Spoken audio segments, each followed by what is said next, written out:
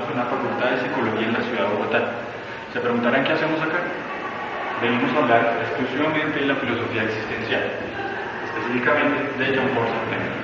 Jean-Paul Sartre propuso una idea clara de pensamiento: la existencia precede a la esencia.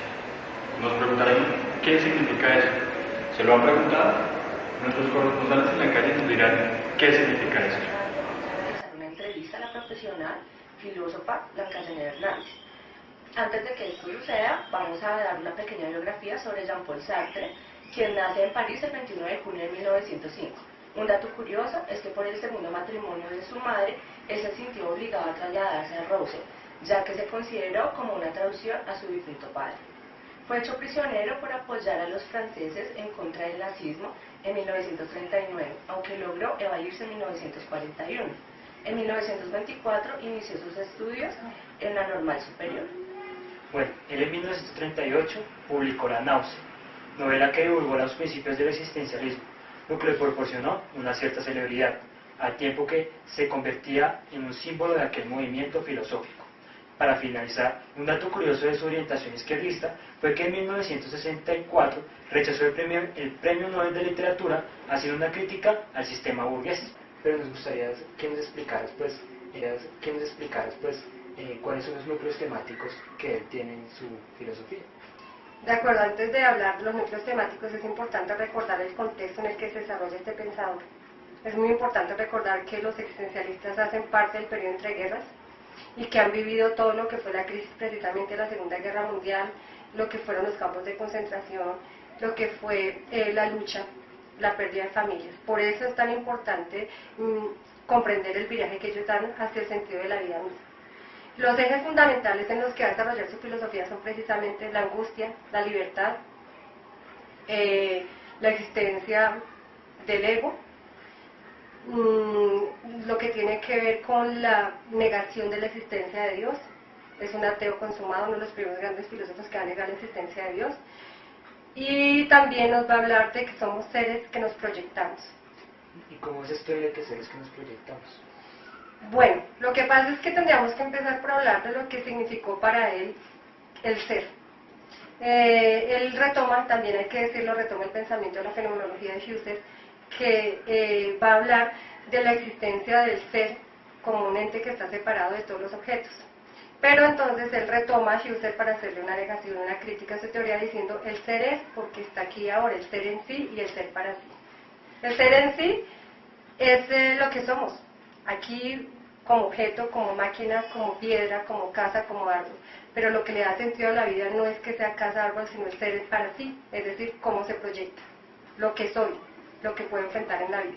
¿Y qué es la mala fe? La mala fe, lo que pasa es que en ese sentido mismo de la búsqueda del ser para sí, que es la proyección, los hombres, dice Sartre, hemos estado condenados a la libertad y no hemos querido asumir esa libertad. El hombre sabe que ha sido libre, que se alienó y que tiene la posibilidad de volver a ser libre nuevamente, porque en un principio lo era. Pero nosotros tenemos miedo a la libertad. Y como tenemos miedo a la libertad, lo que vamos a hacer es buscar excusas para justificar nuestra no libertad. La mala fe se centra en todas las cosas que yo creo e invento para justificar quién soy, entre ellas Dios. Me olvido que yo estoy en la posibilidad de construir mis propios valores. De ahí la importancia de Sartre como humanista. Bueno, y finalmente quisiera que nos dieras una orientación hacia estos núcleos temáticos y la psicología actualmente. Considero que Sartre aporta muchísimo a la psicología cuando hace énfasis en lo que es la trascendencia del ego, que fue uno de los primeros escritos que él hizo. Ahí pienso yo que se rescata el aporte para la filosofía en la medida que le dice al hombre: usted no es como cosa ajena del mundo, usted es porque tiene un proyecto de vida, usted es porque continuamente se está creando a sí mismo. O sea, yo no estoy ya hecho ni estoy diseñado. Tengo un pasado, pero no soy pasado, el pasado no es. Tampoco soy lo que soy, tampoco es el futuro, porque el futuro todavía no es. Entonces yo lo que tengo que hacer es, arrojado al mundo con el Dasein, que es del que hablaba Heidegger, estar en la posibilidad de construirme aquí y ahora.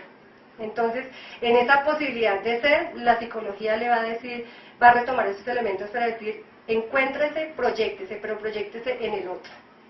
O sea, uno solamente es en la medida que se proyecta en el otro. Yo soy libre porque tengo a alguien que me dice que soy libre, pero a la vez la libertad del otro es mi libertad porque yo sé que la tengo en las manos. Listo, muchísimas gracias Con mucho por gusto. tu colaboración. Gracias. Como lo dijo ustedes, profesionales, Jean-Paul Sartre tuvo necesidades claras. Nos expone las ideas del ser, la nada, la responsabilidad y la existencia. Cosas que nos hacen preguntarnos cómo podemos conectar eso con la psicología. Debemos tener en claro que esta forma de pensar nos hace ver una psicoterapia muy particular. ¿Cuál tipo de psicoterapia? La psicoterapia enfocada en el aquí y en el ahora, pensando que ahora es la primera piedra para el futuro.